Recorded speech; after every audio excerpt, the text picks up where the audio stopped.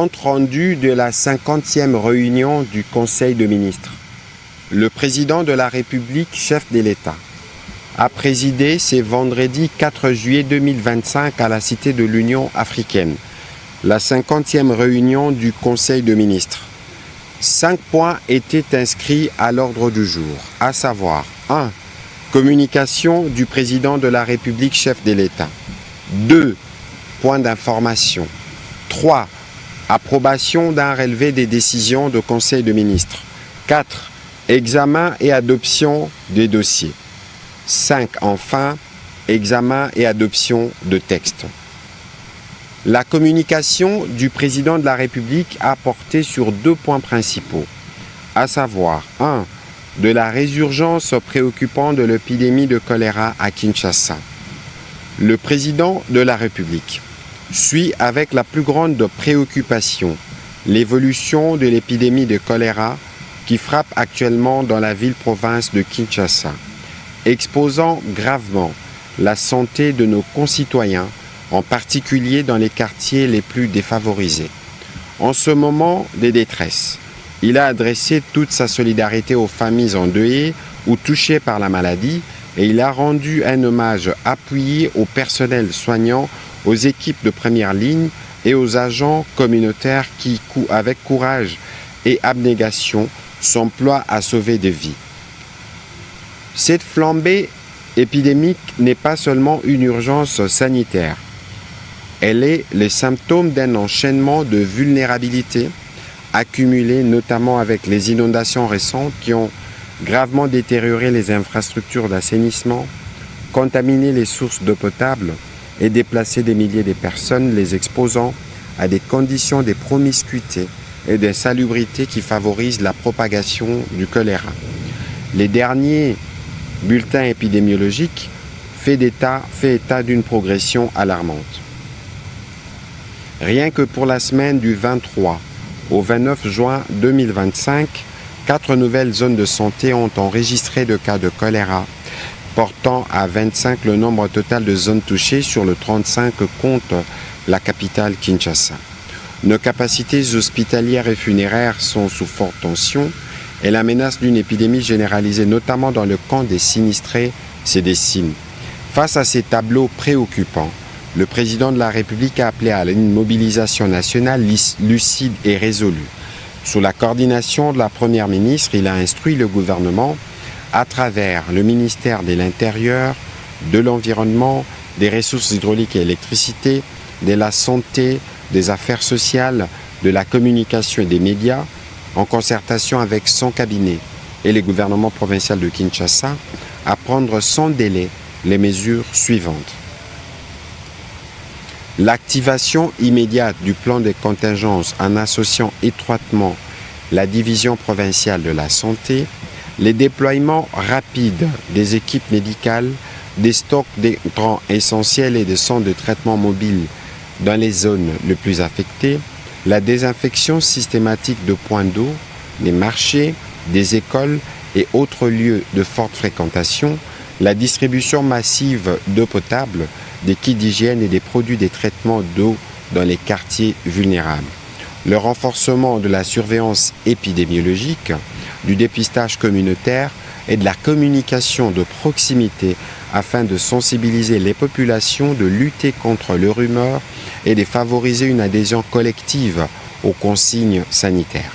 La coordination renforcée avec les partenaires techniques et financiers, en particulier ceux de l'OMS, de l'UNICEF, Médecins sans frontières et les agences humanitaires pour mobiliser un soutien logistique, financier et opérationnel à la hauteur de la gravité de la situation.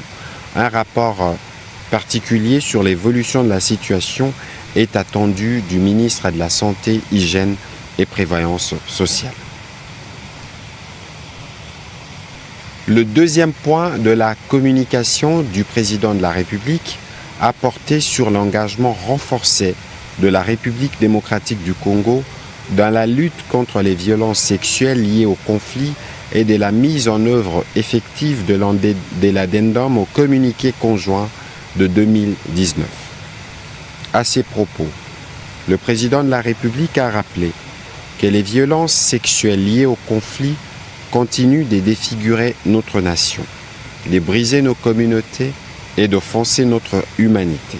Alors que nous aspirons à une république digne, stable et souveraine, il est impératif de traiter ces tragédies nationales avec rigueur et l'urgence qui s'impose.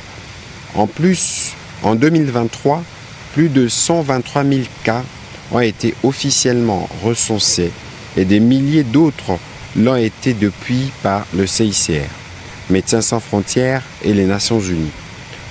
De 2020 à 2025, des actes de violence sexuelle, souvent perpétrés dans les provinces du Nord Kivu, Sud Kivu, Ituri, Maniema et Tanganyika, ont été documentés au sein même de nos forces de sécurité, FARDC, PNC et autres services publics.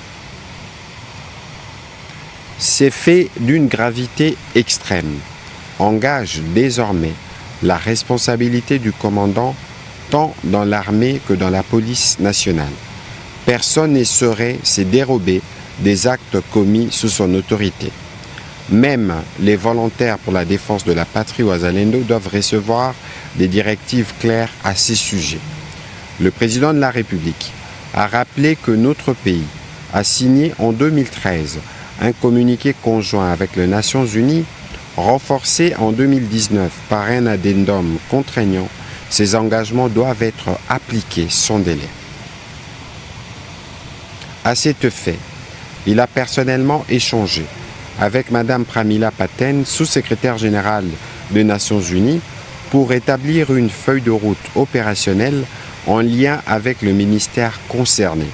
Ainsi, il a instruit formellement les autorités suivantes à mettre en œuvre des actions concrètes, mesurables et irréversibles.